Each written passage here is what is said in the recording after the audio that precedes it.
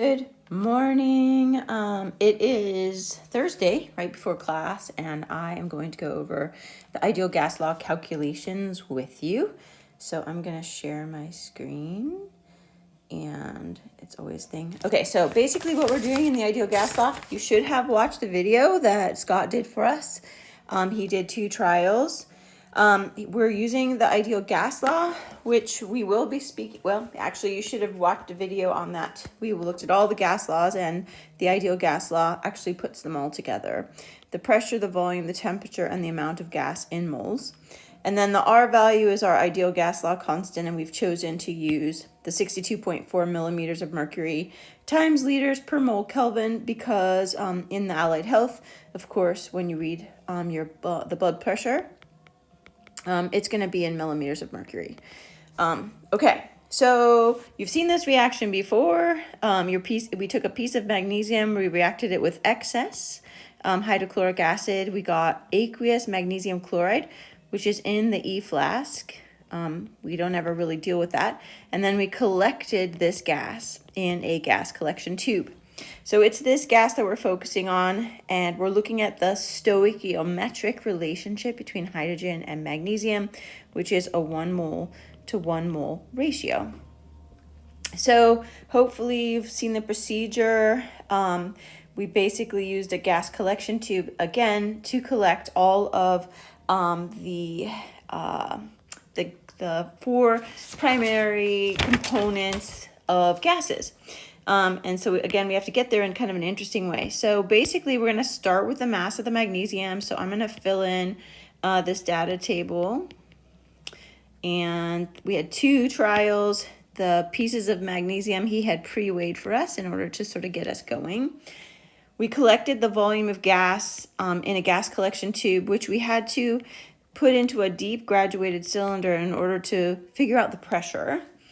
We assumed that the exothermic reaction was the same temperature of the water in that large vessel that he collected the gas in. Now that's an assumption, right? So there may be a source of error. So that's something to talk about when you get there. And the barometric pressure we read in millibars in the room, which didn't change. Okay, so ultimately what you're trying to do here is you're going to do just conversions, and you're going to put it into the ideal gas law to solve for the volume, and that would be sort of the expected or the calculated volume of gas, and then we're going to compare it to the volume of gas that we actually collected in lab. So we're looking at, the calculated volume of gas compared to what we actually collected in the class, and we're going to do another percent difference like we've done before. Okay. So first things first, you're basically going to convert your pressure from both trials into millimeters of mercury. And again, the rationale for that is because our R value is the 62.4 here on the front page, right? And the units are millimeters of mercury times liters per mole Kelvin. So that's the rationale for that. So we're going to start off with the given, the 1011 millibars, and then you're going to use that conversion factor. 10.13 millibars are equal to 760 millimeters of mercury. Remember to put millibars on the bottom because that's what we're going from, and millimeters of mercury on the top. And your 2 trials will be the same. Your unit will be millimeters of mercury, and this will be the same for both trials because the pressure didn't change. So you only have to do that calculation 1 time. Okay, conversion of the volume. We want it in liters. Again, we're just sort of, let's see, I'm going to color code these. So this right here is because we want our units to be in millimeters of mercury. Okay, we're going to do volume because we want it to be in liters. So we're going to convert our milliliters to liters, basically. You'll do that twice because you have 2 different readings. So 44.1 milliliters. Whoops, we don't need 2 L's there. And then you're going to use the conversion factor, right? Milliliters to liters, and you'll have liters here, and you'll do that for your second trial. So you'll have to do this 2 times, 1 for each trial. Okay, we are doing temperature in Kelvin based on that ideal gas law constant. And we've done this. This is kind of why we learned Kelvin long ago, the 22.4 degrees Celsius.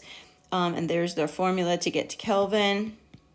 So again, you'll do 2 trials because you have 2 different temperatures, barely different, but enough different where you do need to calculate the difference. Please make sure you guys think of sig figs. You know, there's 3 here. So essentially, you know, your answer should have 3 as well. So be mindful of that. You know, 4 here. So make sure your answer has 4. It was one of the things that I noticed before. Okay, and then this is just a conversion. Again, 2 different masses, so 2 different calculations. Basically, again, we are choosing to work. Whoops, I just want whatever you got. So let's do this.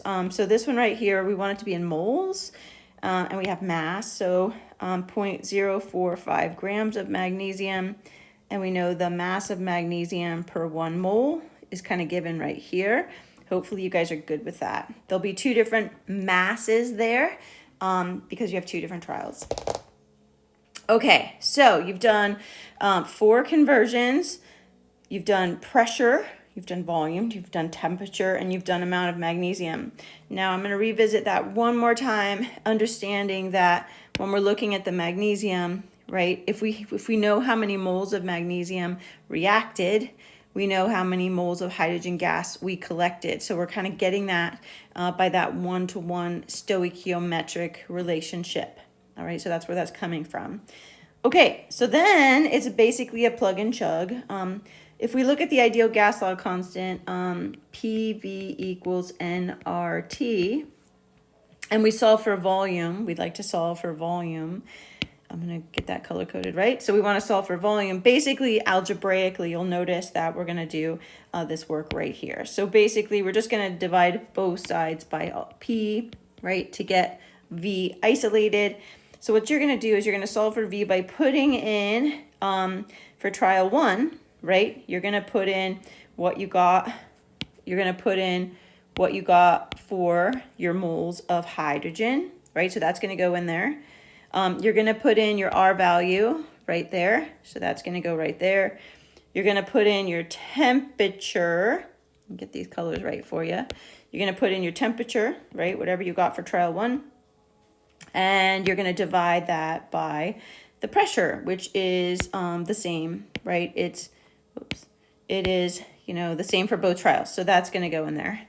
So you're going to get a value that is liters, which is kind of your theoretical value, right? So based on the 3 variables that we have, we're trying to find what is this supposed to be theoretical.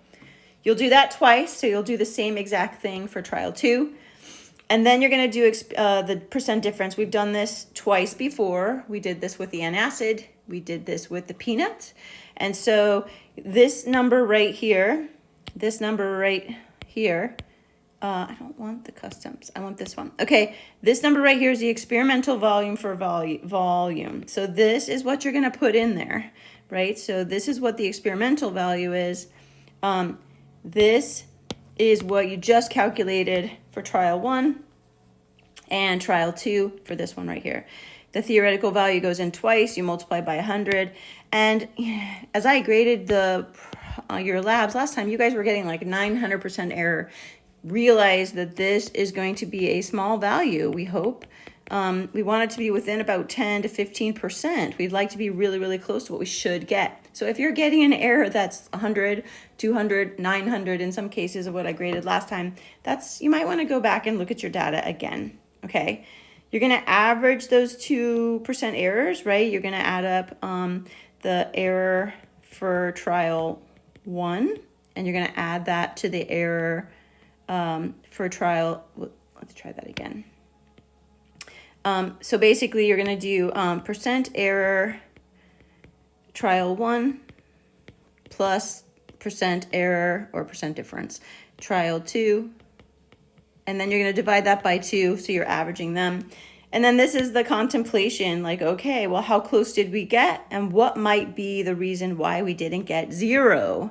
Because if we were perfect, our theoretical and our experimental would be exactly the same and we would get 0% error, which probably didn't happen. So we want to talk about what are the reasons why. During the lab, Scott talked a little bit about, that extra air that seeped in as he transferred the gas collection tube to the big graduated cylinder. So there you go.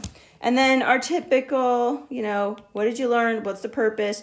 2 pieces of equipment, and I will just say a calculator and your data table don't count. Please make sure you're talking about equipment in the lab.